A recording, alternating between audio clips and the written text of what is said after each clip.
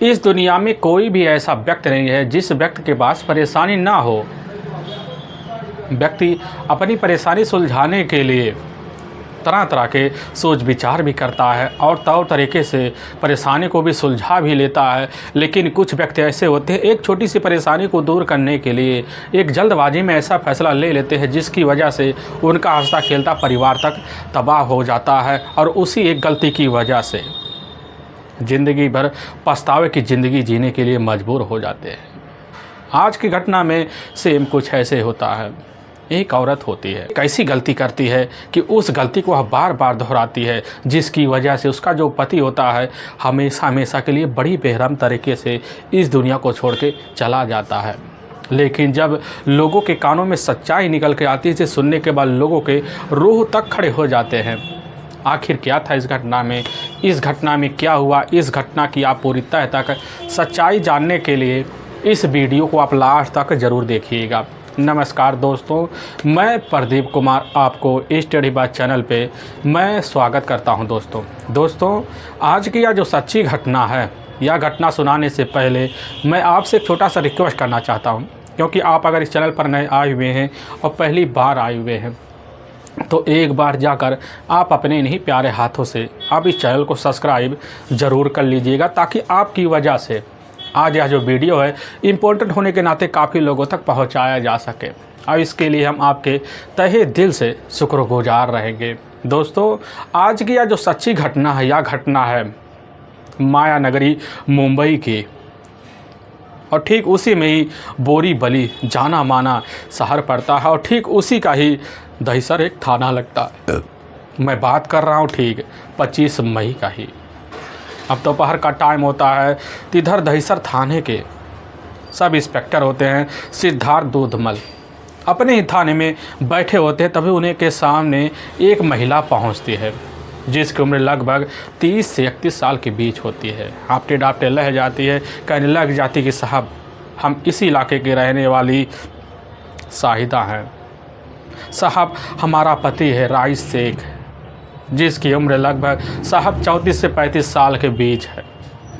साहब ठीक 4 दिन पहले 21 मई को शाम को टाइम बिना बताए जो होता है कहीं घर से बाहर निकल गया, लेकिन दोबारा घर वापस लौट के अब नहीं आया। उसका कुछ अता पता नहीं चल रहा है। उसकी साहब हमने काफ़ी जगह तलाशी की। यह बात जैसे ही अब सब इंस्पेक्टर अब सिद्धार्थ दूधमल सुनते हैं, सुनने के बाद कहने लग जाते हैं कि आपके जो पति होते हैं रईस शेख मौके पर काम कहाँ करते हैं।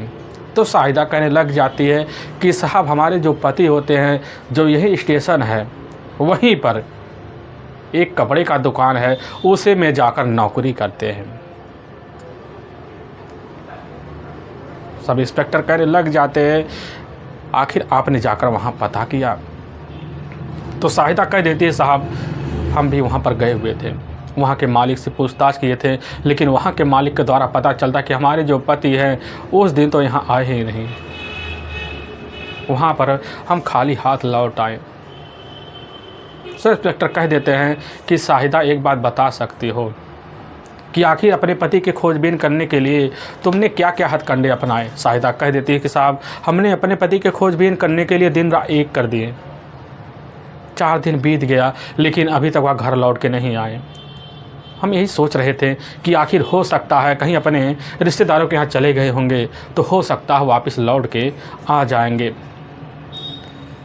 थाना सब इंस्पेक्टर कह देते हैं कि आखिर आप बता सकती हैं कि आखिर आपके घर में कितने लोग हैं। शाहिदा कह देती साहब एक तो हम हैं, एक तो हमारे पति है और हमारे टोटल 2 बच्चे हैं। बस यही हमारा छोटा सा परिवार है।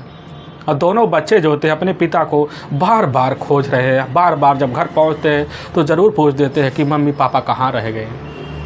यह बात सब इंस्पेक्टर सिद्धार्थ दूधमल जब सुनते हैं, सुनने के बाद उसी समय अब इधर जाकर अब शाहिदा से ही रईस शेख का ही फ़ोटो लेते हैं, उसका मोबाइल नंबर लेते हैं। लेने के बाद गुमशुदा का मुकदमा अब दर्ज कर लेते हैं। लेकिन इसकी जो सूचना होता है वहाँ के इंस्पेक्टर जो होते हैं मराठे साहब को देते हैं। मराठे साहब जो होते हैं शाहिदा को बुलाते हैं, कुछ पूछताछ करते हैं। पूछताछ करने के बाद गुमशुदा का मुकदमा तौर तरीके से दर्ज कर समझा बुझा कर वापस भेज दिया जाता है। अब थाना इंस्पेक्टर जो होते हैं इस मुकदमे को बड़े संज्ञान से लेते हैं और उसी समय रईस शेख की तलाशी करने के लिए निकल जाते हैं। एक टीम जाती है, शाहिदा के घर पहुंचती है। अब शाहिदा के घर का तुरंत ही तौर तरीके से निरीक्षण करती है, लेकिन वहां पुलिस को जो होता है कुछ ऐसा सुराग नहीं मिलता जिसकी वजह से शाहिदा के ऊपर अब शक किया जाए। लेकिन उस शाहिदा के घर में उसकी अपनी एक 6 साल की बेटी भी होती है।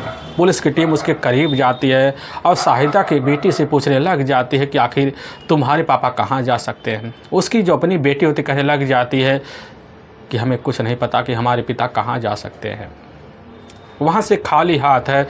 इधर इंस्पेक्टर मराठे साहब अपने थाने तो लौट आते हैं और लौट आने के बाद वहीं एक टीम गठित करते हैं और इस केस को बड़ी संज्ञान से लेने के बाद एक ऐसे चम्मे वाले फैसले लेते हैं। सोचने लग जाते कि आखिर लगभग 10 दिन का वक्त बीत गया है, अभी तक रईस शेख अपने घर लौट के नहीं आया, यानी कि उसके रहस्यमय तरीके से मौत हो चुकी है। यही सब सोच विचार कर थाना इंस्पेक्टर जो होते हैं इस केस को सुलझाने के लिए अपने से बड़े अधिकारी को भी सूचना भिजवा देते हैं और इस केस को सुलझाने में लग भी जाते हैं। तभी इधर रईस का अपना ही छोटा भाई होता है जो ठीक उत्तर प्रदेश का ही गोंडा जिला पड़ता है, वहीं का रहने वाला होता है और 11वें दिन अपने भाई के कमरे में पहुंचता है। पहुंचने के बाद अपने यार दोस्तों को लेता है और अपने बड़े भाई अब रईस शेख की तलाशी करना अब शुरू कर देता है। काफ़ी जगह तलाशी करता है, पूरा दिन बीत जाता है, तब भी अपने बड़े भाई की खोज खबर नहीं ले पाता और जैसे थका हारा अपने घर पहुंचता है और ठीक अपने ही चारपाई पर लेटा रहता है। पता चलता है उसकी जो अपनी भाभी है वह अपनी पति की खोज के लिए कहीं बाहर गई है। लेकिन उसी में ही रईस शेख का जो अपना भाई होता है उसी का भतीजी 6 साल की बेटी वहीं पर बैठी होती है, आके ठीक सिरहाने पर बैठ जाती है और बैठते ही कहने लग जाती है कि चाचा जी,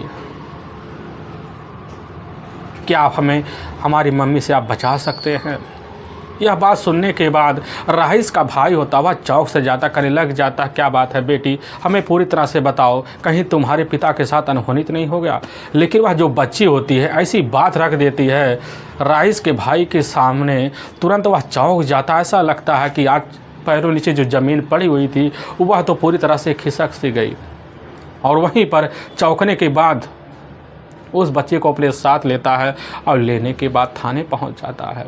थाना इंस्पेक्टर होते हैं एम मुजावर को उसी समय जाकर सूचना देता है और देने के बाद एम मुजावर जैसे सूचना पाते हैं तुरंत ही चौंक जाते हैं और उसी समय 2 सिपाही को अपने साथ लेते हैं और कुछ मजदूर लेकर शाहिदा के घर पहुंचते हैं। शाहिदा वही चौखट पर खड़ी होती है, लेकिन जब देखती है अपनी बेटी को वह समझ जाती है कि जो माजरा होता है पूरी तरह से पुलिस के सामने आ चुका है। शाहिदा को साइड किया जाता है। एम मुजावर साहब अपने 2 सिपाही को लेते और साथ में कुछ मजदूर को लेकर किचन की तरफ बढ़ जाते हैं। किचन में ही देखते हैं टाइल होता है और टाइल पूरी तरह से कहीं टूटी होती है, कहीं किरकी होती है। उनको समझ में आ जाता है किसी टाइल के नीचे रहस्यमय डेड बॉडी छुपी हुई है। मजदूर जाते हैं, उस टाइल को उखाड़ते हैं, तुरंत ही खोदना शुरू कर देते हैं। लेकिन जैसे 4 फीट नीचे जाता है और जाने के बाद ठीक है रईस शेख की अपनी बेटी के द्वारा सच्चाई पुलिस के सामने रखना में एक अंगुली देखती है और हर आराम से बड़े गहराई को चली जाती है। उसी में देखा जाता है कि एक डेड बॉडी निकलता और डेड बॉडी किसी और का नहीं होता है बल्कि खुद रईस शेख का ही होता है। पुलिस की टीम डेड बॉडी को जब देखती पता चलता उसके तो 4 टुकड़े हैं। चारों टुकड़ों को अपने कब्जे में लेती है। बड़े अधिकारी होते घटना सख्त तरीके से निरीक्षण करते हैं। अब निरीक्षण करने के बाद पुलिस की टीम अपने कब्जे में तो लेती है और लेकर पंचनामा भर्ती उठाकर नज़दीकी सरकारी अस्पताल में पोस्टमार्टम के लिए भिजवा देती है। और वहीं पर शाहिदा होती है और शाहिदा जैसे पुलिस को इस हरकत को देखती है तुरंत ही भागने की फिराक में होती है। पुलिस की टीम जाती है, तुरंत धड़ धड़ बोलते थाने लेकर और पहुंच जाती है। लेकिन जैसे ही थाने में मौजूद उसके सामने अपनी बेटी होती, वह समझ जाती कि हमारी बेटी ने लगता सारी पोल खोल दी और शाहिदा बिना किसी शक्ति दबाव की अपना जुल्म कबूल कर लेती है अपने हाथों से। और साथ में अपना एक प्रेमी होता है पड़ोस का ही रहने वाला, अमित मिश्रा उसका नाम जब से लेती है, पुलिस की टीम जो थी बिना टाइम गंवाए अमित मिश्रा को जाती है पड़ोस से ही धर दबोचती थाने लेकर पहुंच जाती है। और जैसे अमित मिश्रा अपने ही सामने अपने ही प्रेम का अपने ही सौतेली भाभी को देखता है, देखने के बाद वह भी समझ जाता है कि लग रहा है शाहिदा ने अपने पति की हत्या का राज पूरी तरह से उजागर कर दिया है और बिना किसी शक्ति दबाव के अमित मिश्रा भी टूट जाता है। लेकिन अमित मिश्रा और शाहिदा दोनों मिलकर जो सच्चाई पुलिस के सामने जो कहानी बयां करते हैं, इसे सुनने के बाद लोगों के रूह तक खड़े हो जाते हैं कि आखिर एक पत्नी अपने पति की गैर मौजूदगी का फ़ायदा कैसे उठाती है और जब फ़ायदा नहीं उठता तो उसके लिए क्या करती है। असल में उत्तर प्रदेश का जाना माना जिला पड़ता है गोंडा, वहीं का ही रहने वाला होता है अब राइस शेख। राइस शेख की शादी साल 2012 में तौर तरीके से जाकर अब शाहिदा के साथ हो जाता है और शाहिदा को लेकर अपने ही घर में तौर तरीके से रहना शुरू कर देता है। लेकिन शादी के जैसे ही 6 साल बीतते हैं तो उसी बीच शाहिदा के टोटल अब 2 बच्चे हो जाते हैं, जिसमें बड़ी बेटी यही होती है जिसने पुलिस के सामने सारी पोल खोल दी और एक बेटा होता है। राइस शेख देखता है पारिवारिक जो खर्चा वह बढ़ रहा है और देखकर बड़ी चिंता में पड़ जाता है। लेकिन उसी बीच कुछ एक ऐसा अहम फैसला लेता है, सोचने लग जाता क्यों ना इस खर्चे को दूर करने के लिए अब शहर का रास्ता देखा जाए। तो राइस शेख उसी वक्त अपना फैसला लेने के बाद अपनी पत्नी के सामने जब बात रखता है कि अब हम शहर का रास्ता देखने वाले हैं, तो वह भी खुश हो जाती है कि चलो अब हमारा अपना जो पति होता है वह बाहर रहेगा तो हमारे पास पैसे आएंगे और अपने शौक और श्रृंगार और बच्चे की जो खुराकी है तौर तरीके से तो पूरा हो जाएगा। और शाहिदा अपने पति की बात को मान लेती है, उनको इजाज़त दे देती है। और देने के बाद राइस शेख जो होता है अपने दोस्त से बात करता है जो मुंबई में रह रहा होता है बोरीवली के इलाके में, और जब बात करता है उसको दोस्त जो होता है इधर राइस शेख को अपने पास बुला लेता है और वहीं दहसर स्टेशन पड़ता है। वहीं पर जाकर एक कपड़े की दुकान में सेल्समैन का काम करना शुरू कर देता है और जब ठीक ठाक पैसे आने लग जाते हैं राइस शेख के पास तो अपने घर भी भेजने लग जाता है, जिसकी वजह से शाहिदा अपने दोनों बच्चों की देखभाल तौर तरीके से कर पाती थी। खुशी में ज़िंदगी राइस शेख और शाहिदा का पारिवारिक जो खर्चे होते पूरे होने लग जाते हैं। होने की वजह से इधर राइस शेख बड़ा खुश हो जाता है, अपने परिवार को छोड़कर बस मजबूरीवश शहर का रास्ता देख रहा होता है। लेकिन अपनी पत्नी से बेहद प्यार भी करता था, एक पल दूरी रहने के लिए उसकी बस की बात नहीं होती थी, जिसकी वजह से कोशिश करता जल्द जल्द अपनी पत्नी अपने बच्चों को ले आया जाए और अपने साथ ज़िंदगी बितवाया जाए। कोशिश भी करता, उसकी कोशिश बड़ी जल्दी रंग लाती है और तभी खान कंपाउंड में जाकर एक कमरा लेता किराए का और वहीं पर अब रहना शुरू कर देता अकेले ही। और जब रहने लग जाता कुछ महीने बीतते हैं, महीने बीतने के बाद अपनी पत्नी शाहिदा और दोनों बच्चों को लेकर वहीं पहुंचता है और उसी कमरे में अब रहना शुरू कर देता है। इधर शाहिदा के भी अपने शौक़ पूरा होना शुरू हो जाते हैं क्योंकि खर्चे उसके हिसाब से उसको जब मिलने लग जाते हैं उसको भी अच्छा लगना शुरू हो जाता है। लेकिन जब सुबह का टाइम होता है तो इधर राइस शेख जो होता है अब ड्यूटी के लिए निकल जाया करता था, तो कभी रात को 7 बजे लौटता, कभी रात को 9 बजे लौटता। और दोनों बच्चे जो होते हैं मौके पर पढ़ाई के दहलीज पर पहुंच भी चुके होते हैं। दोनों बच्चे पास के एक स्कूल होता है उसी में पढ़ाई के लिए निकल जाते हैं और दिन भर शाहिदा बैठी बैठी कमरे पर बोर होना शुरू कर देती है। लेकिन शाहिदा के ही पड़ोस का ही रहने वाला होता है अमित मिश्रा। ठीक उसी के घर पर एक टोटी लगा होता है जो सरकारी होता है। उसी टोटी पर एक दिन पानी भरने के लिए शाहिदा पहुंच जाती है, लेकिन जब भरने लग जाती है तो उसी बीच उसके ही पास उसका अपना बच्चा होता है जो बुरी तरह से रो रहा होता है। लेकिन अमित मिश्रा जब आवाज़ सुनता तो बाहर निकलता है, देखता है एक औरत होती है, बड़ी खूबसूरत होती है, जो टोटी पर पानी भर रही होती है। उसकी खूबसूरती को देखकर अमित वहीं दीवाना सा हो जाता। पता चलता वह तो पड़ोस की रहने वाली शाहिदा है। करीब जाता है और वहीं उस बच्चे को गोद में लेते हुए कहने लग जाता कि आप पानी भर लीजिए, आपके बच्चे को लेकर आपके घर हम पहुंचा देंगे। शाहिदा कह देती है कि आपको कष्ट करने की कोई ज़रूरत नहीं है, हम अपने कष्ट को खुद झेल सकते हैं। लेकिन इधर अमित जो होता है भाभी भाभी कहकर वहीं बात करना शुरू कर देता है, जिसकी वजह से वहाँ मजबूर हो जाती है शाहिदा अपने बच्चे को देने के लिए और पानी भरकर एक डल्लू लेती है और लेकर अपने घर चली जाती है। और पीछे पीछे अमित जो होता है बच्चे को लेकर घर पहुंच जाता है। लेकिन जैसे ही बाहर जाने लग जाता शाहिदा अमित से कह देती है कि आखिर आपने हमारी मजबूरी को दूर तो किया, अब हम आपकी भी मजबूरी को दूर करेंगे। इसीलिए हम चाहते हैं कि आप अगर हमारे घर आए हैं, पड़ोसी होने के नाते भी आप एक चाय का चुस्की लेकर ज़रूर जाइएगा।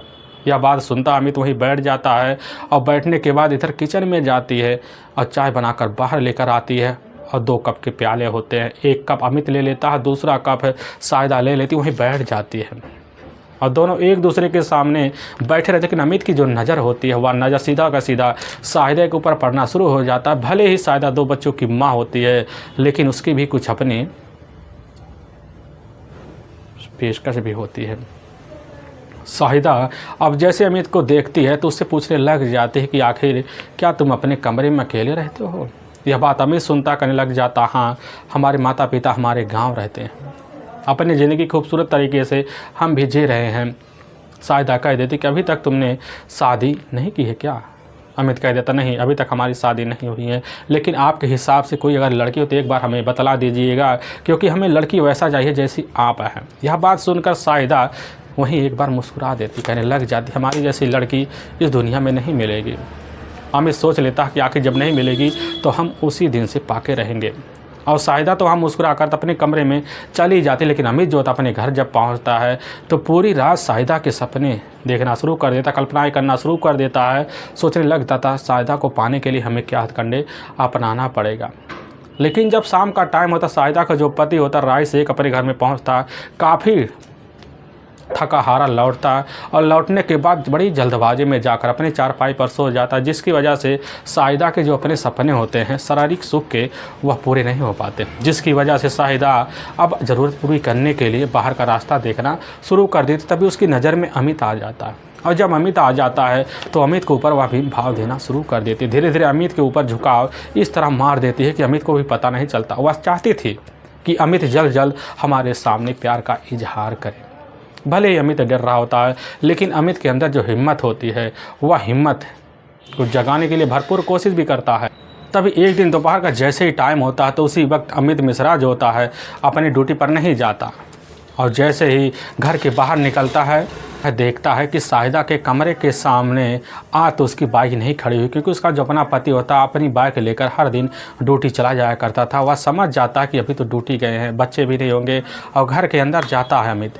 और लेकिन जैसे घुसता है तो एक चारपाई, उसी चारपाई पर साहिदा बैठी होती लेकिन अर्धनग्न होती है और वह हंस रहे देख कर अमित वहीं दीवाना तक करीब जाकर खड़ा हो जाता। लेकिन साहिदा की जो नज़र होती है अमित के ऊपर जब पहुंचती है, पहुंचने के बाद इशारा देती है और इशारा अमित पा जाता है और पाते ही अमित को लेकर इधर साहिदा अपने बेडरूम में चली जाती है और वहीं पर संबंध बना देते। लेकिन संबंध का जो सुख होता है वह पाकर इधर साहिदा अपने पूरे ज़िंदगी का प्यार पाए हुआ पति का भुला बैठती है और उसी दिन से पति का जो सुख होता है अमित को देना अब शुरू कर देते और अमित के साथ हर दिन रिश्तों को अंजाम देना शुरू कर देती। यह सिलसिला चलने लग जाता है। लेकिन अमित ना तो इधर राय शेख का कोई अपने रिश्तेदार होता है ना दोस्त होता है, लेकिन राय शेख की गर्भ मौजूदगी में अमित साहिदा के घर आना जाना शुरू कर देता। लेकिन उसके घर में उसकी अपनी एक 6 साल की बेटी होती है जो अपनी माँ के सारी हरकतों के बारे में एक जानकारी रखती थी, क्योंकि वह बच्ची अब नहीं रही थी। उसको भी पता होता है कि आखिर यह चीज़ होता क्या है, क्योंकि आज के टेक्निकल दुनिया में बच्चों को भी एक ऊपर रखा जा रहा है, जिसकी वजह से उसकी अपनी बच्ची को हर हरकत के बारे में पता होता है। तभी एक दिन जैसे ही अब राय शेख अपने घर आता है तो उसी समय चारपाई पर बैठा आता है। अब जाकर इधर राय की अपनी बच्ची बगल में बैठ जाती है और तभी पिता के सामने एक एक बात बता देती, जिसकी वजह से सुनकर राय शेख वही दंग सा हो जाता है। लेकिन उसको पहले शंका तो होता था, क्योंकि हमारी पत्नी का जो चाल चलन था रात वाला वह पहले का अलग दिख ही रहा होता है, जिसकी वजह से शंका और बढ़ जाता है। और जब जाता साहिदा से पूछताछ करता तो साहिदा यह सुनकर बड़ी चौंक से जाती, कहने लग जाती है कि आखिर हम ऐसी कोई कदम उठा भी नहीं सकते, क्योंकि हमें पता हमारे परिवार में कलह होगा। लेकिन राय शेख को अपनी पत्नी के ऊपर विश्वास नहीं होता है। उसी दिन से भी अपने घर में सख्ती लगवाने के लिए अपनी पत्नी के ऊपर दबाव मारना शुरू कर देता है और जब भी घर पहुँचता कहने लग जाता कि आज के बाद हमारे घर अमित मिश्रा नहीं आना चाहिए। साहिदा कह देती वह तो अब आता ही नहीं, हमारे घर आना जाना बंद कर दिया है। लेकिन इधर साहिदा जब भी मौका पाती अपनी बेटी को ना देखती, अपने पति को ना देखती, तो फ़ोन कर अपने घर में ही अमित को बुला लेती, अपने रिश्ते को अंजाम देने लग जाती। अब यह सिलसिला जो होता है चोरी छुपे शाहिदा और अमित का चलना शुरू हो जाता है, बेधड़क चलने लग जाता है। लेकिन जब भी घर पहुंचता राही शेख तो अपनी पत्नी को तुरंत धमकाते हुए लफ्ज़ों में कहने लग जाता कि हमारे घर अब कतई अमित नहीं आना चाहिए, नहीं तुम्हारे लिए आगे खतरे की घंटी बजेगी। शाहिदा की लगने लग जाता कहीं हमारे लिए हमारा पति खुद ना एक दिन ऐसा मोड़ ला के खड़ा कर दे जिसकी वजह से हमें अमित की ज़िंदगी का वह रास्ता निकालना पड़े जो नहीं निकालना चाहिए। शाहिदा को भी लगने लग जाता हमें कोई ना कोई ठोस कदम उठाना चाहिए। तभी अमित मिश्रा के पास जाती है और जैसे रिश्ता को अंजाम देती उठ के खड़ी हो जाती है, कहने लग जाती है लुकी छुपी कब तक चलता रहेगा, इसका कोई ना कोई तोड़ निकालो। अगर तोड़ नहीं निकल रहा है तो क्यों ना हमारे पति को हमारे अपने इस रास्ते से ठिकाने लगा दो। इसके लिए हम तुम्हें कतई रोकेंगे नहीं और तुम्हारा साथ देने के हर वक्त तुम्हारे साथ खड़े रहेंगे। अमित मिश्रा यह बात सुनता है और सुनने के बाद जो होता है इधर शाहिदा और अमित मिश्रा उसी दिन से एक ऐसा खतरनाक प्लान बनाना शुरू कर देते हैं ताकि अपना रास्ता भी बन जाए और रास्ते में कोई मोड़ भी ना आए। यही सोचकर शाहिदा अमित मिश्रा प्लान के लिए लग पड़ते हैं और शाहिदा अपने प्लान को कामयाब करने के लिए एक ऐसी षड्यंत्र भरी कहानी रचती है कि उसी के तहत अपने पति को अपनी बातों में उलझा लेती, कहने लग जाती है कि आखिर जो बाहर है बाहर काफ़ी मिट्टी है और वहीं पर हमें लग रहा नई टाइल लगवाना पड़ेगा। राय से क्या बात सुनता कहने लग जाता ठीक है हम तुम्हारे लिए टाइल मंगवा देंगे और ले जाकर मजदूर से ही उस टाइल को बाहर लगवा लेना। लेकिन उसको नहीं पता होता है यह टाइल हमारे लिए ही मंगवाया जा रहा है, हमारे ही ज़िंदगी को मिटाने के लिए। इधर राइस टाइल तो मंगवा लेता, अपने घर में रख लेता है और षड्यंत्र रच कर दोनों घटना को अंजाम देने के लिए रहस्यमय तरीके से लग भी जाते हैं। तभी ठीक 21 मई अब साल 2021 का ही अब जैसे ही रात का 9 बजे के आसपास टाइम होता है तो उसी वक्त एकाएक दरवाजे पर कोई कुंडी मारता है, बार बार पीटता है। यह आवाज़ सुनकर अब उसी समय शाहिदा तोड़ती है, खोलती है दरवाज़ा, देखती है दरवाजे पर उसका जो अपना पति होता है और खड़ा हुआ। लेकिन इधर जैसे ही राय शेख देखता अंदर तो उसके ही पड़ोस का रहने वाला अमित मिश्रा बैठा होता है और देखकर दोनों को एक ही अवस्था में ही भन्ना जाता है और अंदर जाता है और वहीं दोनों का पिटाई करना अब शुरू कर देता है। तभी शाहिदा उठने के बाद किचन में जाती, वहीं से तेजधार हथियार लाती, वही हथियार अपने हाथ में लेते खुद अपने पति के ऊपर एक के बाद वार किए चली जाती है, जिसकी वजह से वहीं पर राय शेख दुनिया छोड़ के चला जाता है। लेकिन दोनों जब यह हसर देखते हैं कि आखिर हमसे बहुत बड़ी गलती हो गई तो इस गलती को छुपाने के लिए दोनों उसी समय खतरनाक फैसला लेते हैं। पूरी रात डेड बॉडी को ही रखते हैं, इंतज़ार करते हैं कि ठिकाने कैसे लगाया जाए। और जैसे ही भोर का टाइम होने वाला होता है तो उसी वक्त इधर अमित मिश्रा अपने घर में जाता है, एक तेजधार हथियार लेकर पहुंच जाता। पहुंचने के बाद शरीर पर काफ़ी बुरी तरह से प्रहार करता ताकि शरीर में अब कोई जान बचे ही ना। और तभी किचन में इधर दोनों पहुंच जाते हैं। पहुंचने के बाद किचन में जाकर एक गड्ढे की खुदाई करते हैं। लेकिन जैसे ही बॉडी को डंप करना चाहते हैं तो उसी समय उसकी जो अपनी बेटी 6 साल की बच्ची दरवाजे पर खड़ा होकर सारा नज़ारा अपने पिता की देख रही होती है कि बेरहम तरीके से इनकी हत्या की जा चुकी होती है। लेकिन वह डहरी सामी की वजह से चुप वहीं खड़ी होकर अपनी लाल आँखों से देख रही होती है। उसी की आंखों के सामने उसके पिता के बॉडी को वहीं किचन में गड्ढा खोद कर डंप कर रहे होते हैं। लेकिन वह गड्ढे में बॉडी समा नहीं रही होती, जिसकी वजह से शाहिदा वहीं खड़ी हो जाती है और पास जाती है। फिर तेजधार हथियार लाती, उसी हथियार से इधर राय शेख के बॉडी को लगभग 4 टुकड़े कर देते हैं। टुकड़े कर उसी गड्ढे में ले जाकर डंप करते हैं, ऊपर से मिट्टी लगा देते हैं। फिर वही टाइल ले जाकर चिपका देते हैं, क्योंकि यह टाइल जो होता है शाहिदा के एक प्लान का हिस्सा भी होता है और उसी प्लान के तहत उस टाइल को भी लगवा देते हैं। लेकिन शाहिदा की जो नज़र होती है जैसे पीछे जाती है, देखती है उसकी जो अपनी बच्ची होती है 60 साल की, वह पूरा नज़ारा देखकर वहीं चीख रही होती, करीब जाती है और अपनी बच्ची को धमकाते हुए कहने लग जाती है कि जैसे तुम्हारे पिता का हश्र हुआ वैसे तुम्हारा ही हश्र कर देंगे अगर तुम अपनी जुबान कभी किसी के सामने खोलोगे तो। यही बात सुनकर उसकी 6 साल की बच्ची वहीं चुप हो जाती है, जिसकी वजह उसके मुंह हमेशा हमेशा के लिए बंद रहते हैं। लेकिन वही बच्ची अपने ही चाचू के सामने अपनी जुबान अपनी हिम्मत के तहत जब खोलती है तो उसका चाचू जो सुनता है, सुनने के बाद उसके कलेजे का जो मुंह होता है ऊपर से आ जाता है। लेकिन वाकई में दोस्तों, पुलिस के सामने जो सच्चाई निकल कर उस बच्ची के द्वारा आता है, इसे सुनने के बाद पुलिस के भी रूह थर्रा से जाते हैं। लेकिन इधर पुलिस की जो टीम होती है, साहिदा के तहरीर पर उसके प्रेमी अमित मिश्रा को अपने कस्टडी में लेती है। दोनों को ले जाकर वहां के कोर्ट में पेश करती है। दोनों के ऊपर काफ़ी गंभीर धारा में मुकदमा दर्ज करके ले जाकर हमेशा हमेशा के लिए जेल के सलाखों के पीछे डाल देती है। दोस्तों, हमें इस घटना का सुनाने का जो उद्देश्य किसी के दिल को ठेस पहुँचाना नहीं है, बल्कि आपको यह बताना कि आप जहाँ भी रहें आप सावधान और सतर्क जरूर रहे। दोस्तों फिर मिलेंगे एक नए वीडियो के साथ। तब तक के लिए जय हिंद और जय भारत।